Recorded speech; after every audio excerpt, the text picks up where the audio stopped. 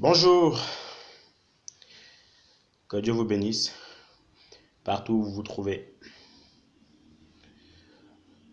Nous allons poursuivre notre résumé biblique dans le livre de 2 Samuel. Le livre de 2 Samuel, voyez-vous, comporte 24 chapitres. Et c'est un livre qui est totalement et entièrement consacré en fait au roi David. C'est lui en fait l'acteur principal après la mort de Saül et de son fils Jonathan. Par ce livre, voyez-vous, nous voyons toutes les victoires de David et aussi en fait quelques-uns de ses manquements. D'emblée, dans le cantique 1, le Seigneur, en fait, la Bible nous parle d'un cantique que David avait chanté à cause de la mort de Saül et de son fils Jonathan, puisque vous savez, David avait en fait un cœur il avait le cœur selon Dieu. Il était quelqu'un de très aimant, quelqu'un d'assidu, quelqu'un de consacré à l'Éternel tout simplement. Et il n'a jamais voulu le mal de qui que ce soit. La preuve, quand son pire ennemi, si on peut le dire ainsi, Saül, son détracteur le plus farouche, était mort. Alors, qu'est-ce qui s'est passé? Il a chanté un cantique pour lui et il a beaucoup pleuré pour lui aussi. Donc, si nous voulons aussi en fait avoir le cœur de Dieu, pleurons quand nos ennemis mourront. Pas que nous avons voulu leur mort, mais le Seigneur étant le Seigneur des Seigneurs, le Dieu des dieux, si jamais il les enlève, soyons prêts à pleurer, soyons prêts en fait à aller dans leur deuil. Pas pour se moquer, mais pour pleurer de tristesse. Il va aussi en fait chanter un cantique pour Jonathan, son meilleur ami, qui était aussi mort dans cette expédition-là, dans cette guerre, dans ce combat, puisque vous savez, tous les Israélites en fait, peut-être à l'exception des sacrificateurs au début, c'était des combattants, c'était des guerriers, c'était des soldats, c'était des gens de guerre, des gens en fait de sang, si on peut le dire comme ça. Voilà, ils étaient vraiment formés pour ça, les Hébreux, les Israélites. Parce que vous voyez, quand vous lisez vraiment la Bible, à partir on va dire, après leur sortie, même peut-être plus tard, quand le Seigneur a commencé en fait à leur donner des lois et des commandements, nous voyons en fait comment les Hébreux en fait ont commencé en fait à aller en guerre. Et tout ce qui en fait y touchait, y remportait. Voilà pourquoi la Bible dit aussi en fait que tout lieu que foulera la plante de ton pied, je te le donnerai. Donc partout où les Hébreux en fait mettaient les pieds, cette terre-là en fait était à eux. Ils ont mis les pieds à Jéricho, Jéricho était à eux. Ils ont mis les pieds chez les Philistins, c'était à eux. Ils ont mis les pieds chez les Syriens, c'était à eux. Tous les Assyriens, c'était à eux. Seulement en fait, quand ils observaient en fait le commandement de Dieu. Mais quand ils n'acceptaient pas, bon, bah, c'était leur pays qui était aux autres en fait. C'était toujours vice-versa. Donc voilà, au chapitre 5, nous voyons en fait comment David va conquérir la ville de Jérusalem. Et il va la siéger, il va la prendre. Et il va chasser en fait ses habitants qui étaient là-bas. C'était des Jébusiens si vous voulez. Au chapitre 6, David, après avoir en fait ramené l'arche chez lui, dans le palais, il va commencer à danser. Oh, alléluia, Hosanna, Dieu est bon, merci Seigneur, la force est en Christ, je suis fort et tout ça. Et puis il va y avoir sa femme, Michal, qui, pour une raison, personne ne le sait, peut-être parce qu'elle avait les gènes de son père, méchante, elle va s'irriter, elle va avoir mauvaise mine, mais pourquoi lui danse? Il croit pour qui? Il croit que c'est lui qui l'aime plus le Seigneur que nous tous ou bien? Pourquoi il danse? Et mon frère, ma soeur, comme on l'a dit avant, si le Seigneur te met à cœur danser, danse. Ça ne plaît pas aux autres, toi danse. Tu sais pourquoi tu danses. Et au chapitre 7, David, voyez-vous, ayant toujours le cœur de Dieu, ayant le cœur selon le cœur de Dieu, il va vouloir en fait construire un temple pour le Seigneur, bâtir un temple pour le Seigneur. Alors il va en parler à Jonathan, le prophète. Et Jonathan va lui dire, enfin, Dieu va dire à Jonathan de dire à David que, écoute, c'est une bonne idée que tu as de bâtir un temple pour moi, mais ce n'est pas toi qui le feras, ce sera plutôt en fait ton fils Salomon qui le fera par la suite. Pourquoi en fait le Seigneur n'a pas voulu que ça se passe ainsi? C'est parce qu'en fait David, étant combattant, étant soldat, étant guerrier, donc il avait versé beaucoup de sang. Voilà, beaucoup de sang, donc c'est pour ça en fait le Seigneur lui a dit non, tes mains sont remplies de sang, alors ce n'est pas toi qui le bâtiras, ce sera plutôt ton fils. David a dit ok, il n'y a pas de problème. Et nous le verrons aussi par la suite comment ça s'est passé par rapport à la construction du temple. Et quand on arrive au chapitre 8, David, tellement béni par le Seigneur, David, tellement en fait aimé par le Seigneur, la Bible dit en fait que partout où David mettait les pieds et tout ce que David faisait, Dieu le gardait, Dieu veillait sur lui, Dieu le protégeait. Vous pourrez lire cela en fait dans 2 Samuel chapitre 8, le verset 6. La Bible dit en fait qu'il avait assujetti en fait les Syriens à Damas et partout en fait il allait, le Seigneur le protéger. Quelle grâce, quelle grandeur, quelle bénédiction. Moi aussi j'aimerais être comme ça, par la grâce de Dieu. Que le Seigneur en fait puisse me bénir, puisse me protéger partout où je suis et partout où je serai. Ce n'est pas impossible par la grâce de Dieu, il suffit seulement en fait de continuer à respecter ses commandements. Et puis, en continuant au chapitre 9, David, en fait, comment dirais-je, en fait, il est reconnaissant. Vous vous souvenez de Jonathan, il avait un fils qui s'appelait Méphibosheth. Et puis, son meilleur ami étant mort, alors il va accueillir en fait Méphibosheth dans son palais. Et c'était aussi en fait un jeune homme qui était handicapé. Parce que la Bible nous apprend en fait que lors d'une expédition, lors d'une guerre, et il était tout petit, tout enfant, sa mère voulait le prendre pour fuir et le jeune en fait est tombé par terre. Et puis en fait il est devenu handicapé. Donc David l'a complètement pris dans son palais. Et le jeune en fait était nourri, blanchi et il dormait tranquillement. Donc c'est pour encore nous prouver l'amour que David avait envers les siens, l'amour que David avait envers tout le monde en fait. Quel homme, vraiment. Au chapitre 11, nous voyons en fait la première méconduite de David. La première en fait méconduite de David où il va prendre la femme d'un homme, Qu'est-ce qui s'est passé? La Bible nous dit en fait que il y avait une guerre qu'il fallait que les Hébreux en fait aillent livrer. Et David, lui, il était resté. Pendant que lui, il était dans son palais, dans sa terrasse, il a vu Beersheba en train de se baigner, il a vu Beersheba en train de prendre sa douche. Et ses yeux, parce que vous savez, l'œil, c'est quelque chose de terrible. L'œil, c'est quelque chose que, voilà, c'est difficile de le tenir en laisse. Oui, parce qu'une fois qu'il a vu, l'information rentre. Et si on ne fait pas attention, cette information en fait arrive à notre cerveau et il n'y a plus beaucoup d'analyse, jusqu'à ce que on puisse en fait accomplir cet acte-là. En gros, pour dire quoi? Pour dire que David ayant vu Beersheba, ayant vu en fait comment elle avait des belles formes, des belles cuisses, tout ce que vous voulez, il a dit, donc il y a encore de belles femmes comme ça en Israël, hein. Et comment ça se fait que je ne l'ai pas vu depuis? Alors David va envoyer un de ses serviteurs appeler la femme, cette femme-là. Il va la faire entrer à la maison et il va coucher avec elle.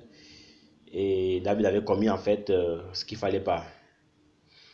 Alors, comme ça c'est les choses de Dieu, la femme est tombée en fait enceinte.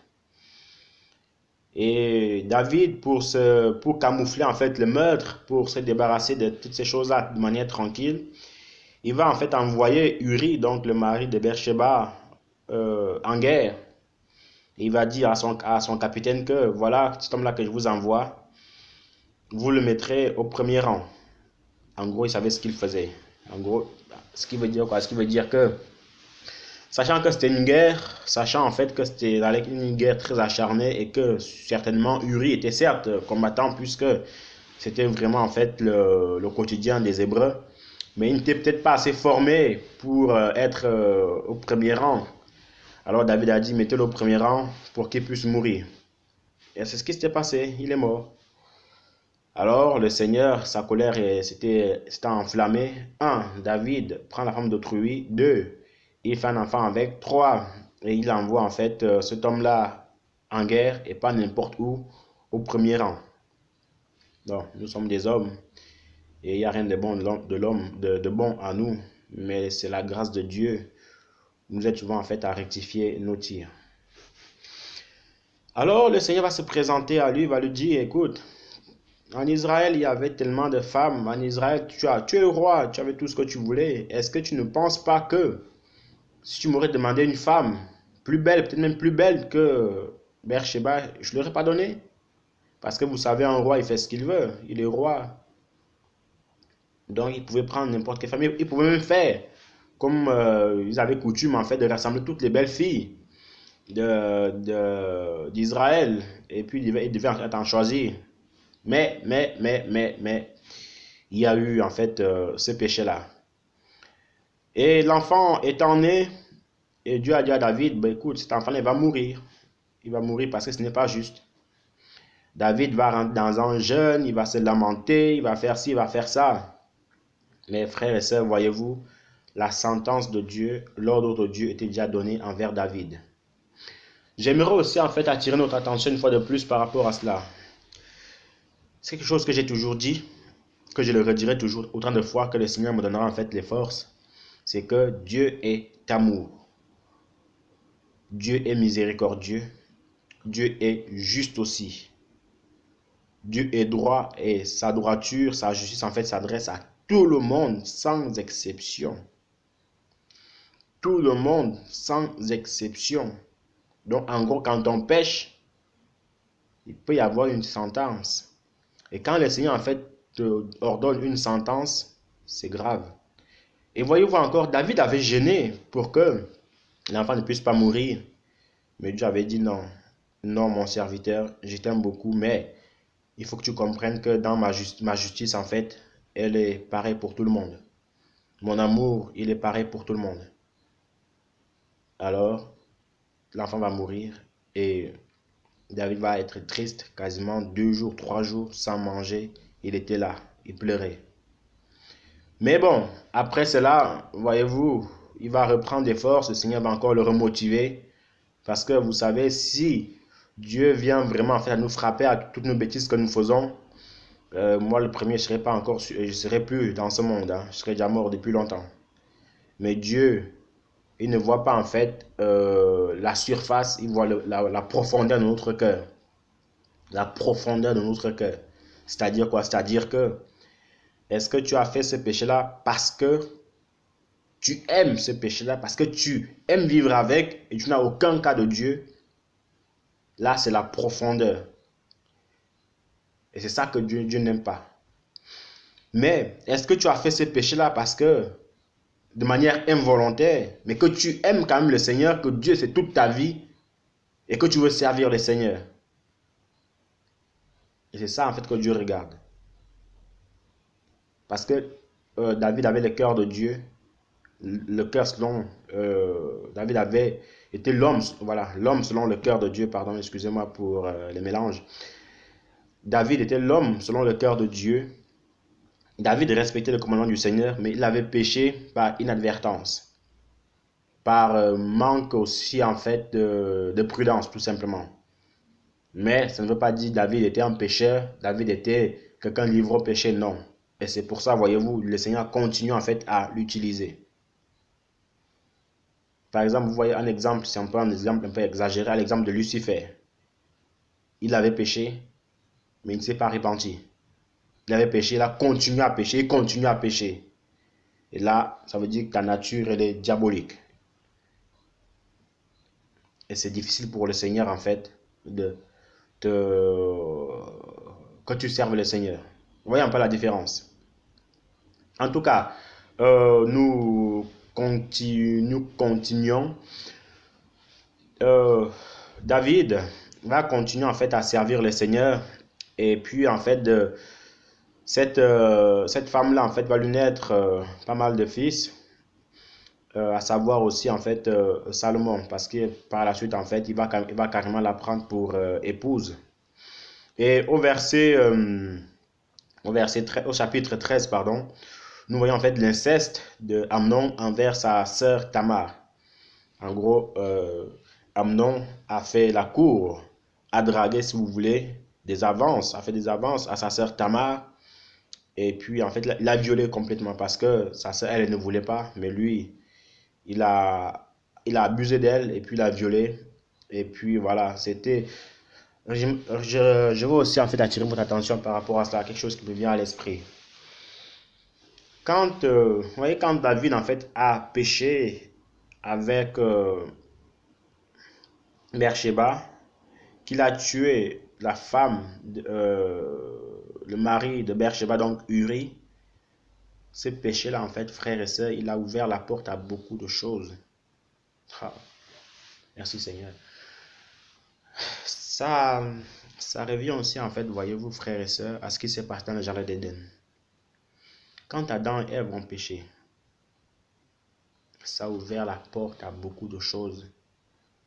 Ça a ouvert la porte à l'inceste, au vol, au viol, au maraboutage, à la corruption, à l'adultère, à la tuerie, à la barbarie, au mensonge. Toutes sortes de péchés que vous voyez maintenant. C'est quand Adam et Ève en fait avaient péché dans le jardin d'Éden. Parce qu'avant, voyez-vous, il n'y avait pas ce genre de choses. Il n'y avait pas de péché. Enfin, n'ayant pas désobéi au Seigneur, la vie était belle. Ils étaient même en fait immortels. Immortels. Ils avaient la semence en fait de Dieu. Ils étaient comme des dieux. Ils étaient immortels. Mais quand ils ont ouvert la porte au péché, alors toutes ces choses en fait se sont... En fait, c'est comme si une maison que vous laissez en fait fermée, vraiment fermée à clé, tout est barricadé. Mais quand vous l'ouvrez en plein hiver, tout le froid rentre. Et quand le froid rentre, mon ami, il se dépêche pour rentrer. Hein. Et en un instant, 3 mouvements, il s'imprègne toute la chambre, toutes les pièces. C'est-à-dire quoi? C'est-à-dire que quand nous vivons en fait une vie de sanctification, rien ne peut nous toucher. Une vie de pureté, le diable ne peut pas nous toucher, si ce n'est par l'accord de Dieu. Mais quand nous commençons à pécher, on ne le voit pas de manière physique, mais il y a beaucoup de choses, écoutez-moi bien, il y a beaucoup de choses de manière spirituelle qui se passent. Quand tu commets adultère avec une autre femme alors que tu es marié, mon ami, il y a des démons, il y a des esprits qui y rentrent. Peut-être ça ne tombera peut-être pas sur toi, mais sur ta génération future. Les enfants vont commencer à être rebelles. Les enfants vont se monter contre toi, Faisons vraiment attention, moi le premier, faisons vraiment attention aux actes que nous posons.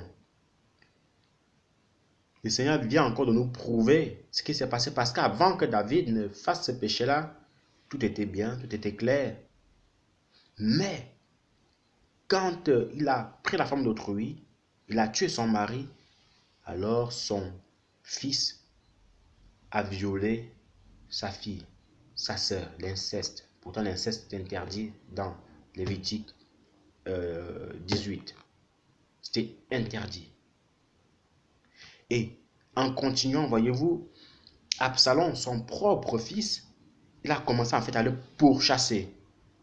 Donc un fils qui pourchasse son père, c'est terrible. C'est vraiment très très terrible. Donc voyez-vous, frères et sœurs, c'est des choses que nous devons vraiment faire attention. Nous ne le voyons pas de manière physique, mais ça se passe au niveau spirituel, mon frère, ma soeur. Spirituel. je tenais vraiment en fait à mettre l'accent dessus. Ce n'est pas facile de vivre une vie de sanctification, mais ce n'est pas non plus impossible. Maintenez-vous dans la sanctification, dans la pureté. Vous avez une femme, gardez-la. N'allez pas voir d'autres femmes, s'il vous plaît. Vous avez un homme, gardez-le. N'allez pas voir d'autres hommes. Même si ça vous brûle en vous, même si ça ne va pas dans le couple, mais restez dans la sanctification. Restez dans la pureté, restez dans la crainte de Dieu. Et le Seigneur restaurera toutes choses. Je m'adresse aussi à moi-même. Donc, au chapitre 21, nous voyons en fait la famine de 3 ans dans le pays d'Israël. Pourquoi? Parce que c'était à cause aussi, une fois de plus, du péché de la maison de Saül. Donc, comme quoi, Saül même étant mort, ben, c'est les autres en fait qui vont prendre, qui vont encaisser, qui vont prendre les pots cassés. Comme on vient de dire, quelqu'un d'autre pêche, votre père pêche, ben, ça risque de tomber sur vous. Si vous ne faites pas attention, vous péchez, ça risque peut-être de tomber sur vous, même sur votre génération future. Donc, pensons vraiment à toutes ces choses-là. Et au chapitre 22, nous voyons en fait le cantique de David après sa victoire sur les Philistins. David, toujours étant animé de l'amour de Dieu, le Seigneur va lui donner en fait la victoire sur les Philistins. Et qu'est-ce qui va se passer? Qu'est-ce qui va se passer? Il va donner un cantique pour la gloire du Seigneur. Il va chanter pour le Seigneur. Oh, quel homme, quel homme, quel homme. Il va chanter pour le Seigneur pour le remercier.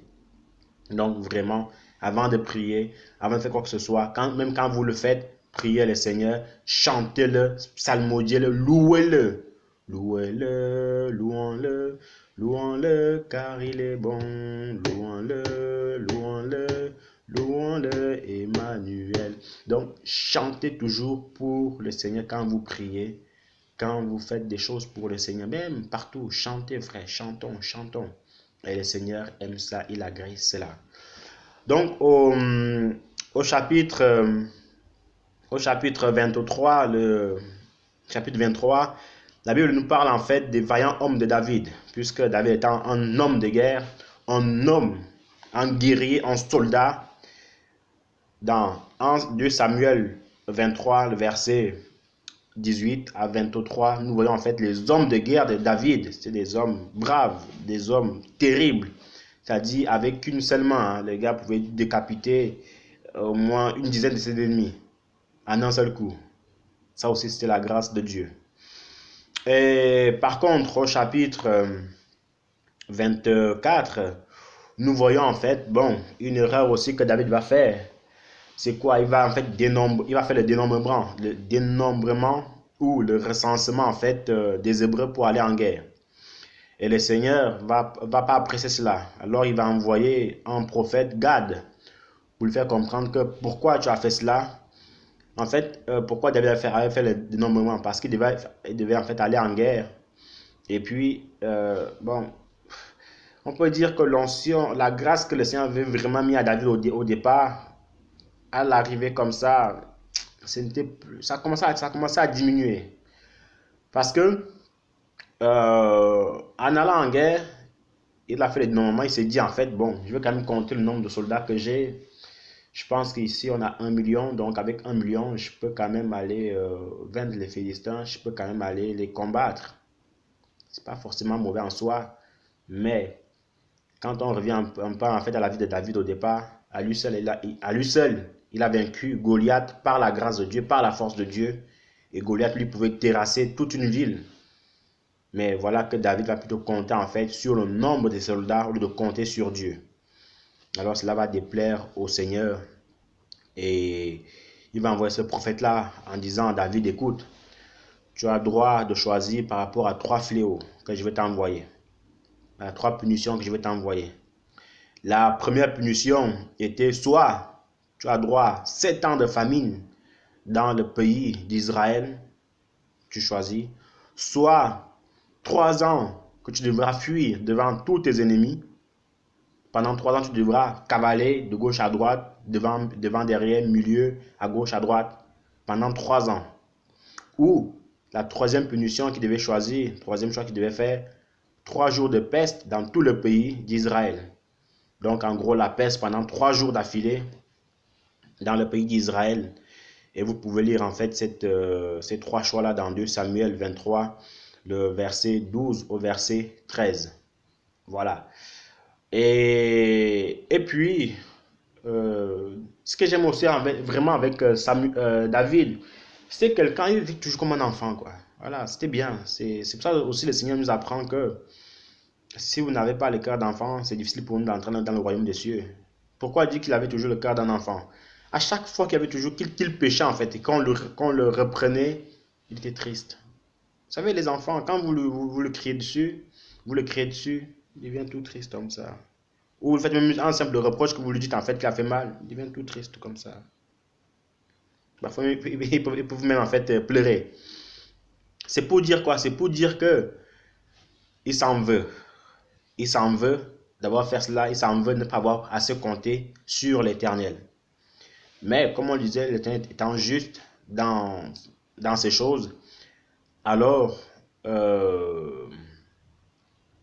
David va choisir en fait plutôt 3 jours de peste dans le pays d'Israël. Moi aussi j'aurais choisi pareil parce que soit 7 ans de famine dans le pays, 7 ans de famine. Oh, déjà 6 mois, déjà 1 mois de famine, c'est terrible. 7 ans ou même 3 ans de fuite devant tes ennemis. Donc tu passes 3 ans, quoi, ta vie, en train de cavaler de tous les côtés. C'est dur, hein? Alors que 3 jours de peste, voilà, c'est 3 jours où vous serrez les dents, et puis vous êtes là, Seigneur, 3 jours, 3 jours, 3 jours, 3 jours. Et puis au bout de 3 jours, c'est passé. C'est terrible, mais 3 jours, vaut mieux 3 jours que 7 ans. Hein. Parce que 7 ans, quand vous faites déjà euh, un an égale à 365 jours, je crois. Donc, on peut toujours multiplier ça fois 7. Donc, c'est terrible. En tout cas, donc voilà un peu ce qui concerne le résumé du livre de Samuel. De Samuel. Et puis, vers la fin, comme ça, la Bible nous dit en fait que David étant avancé en âge. Et qu'est-ce qui s'est passé? Bon, il était couché et puis en fait on a cherché en fait une jeune fille en Israël pour toujours le réchauffer, voilà, parce qu'elle avait besoin de cela. Et la Bible nous dit aussi en fait, bon, la Bible ne nous dit pas qu'il a couché avec elle, mais cette jeune fille en fait avait seulement pour but de le réchauffer en fait dans sa vieillesse. Et David en fait, voyez-vous, il a eu en fait une heureuse vieillesse dans la tranquillité dans son palais. Et après quoi, le Seigneur l'a appelé. Que Dieu vous bénisse abondamment. Je sais pas, mais c'est quand même spécial en faisant le résumé de ces 2 livres, de 1 Samuel et 2 Samuel. Je me sens à l'aise, je me sens en forme. C'est comme si j'avais rien fait. Donc ça, c'est la grâce de Dieu. Que Dieu vous bénisse abondamment. Et puis, peut-être je vais faire après aussi les livres de Un roi. Je sais pas, mais on va voir par la grâce de Dieu. Amen. Ceci dit, soyez bénis. Bye bye.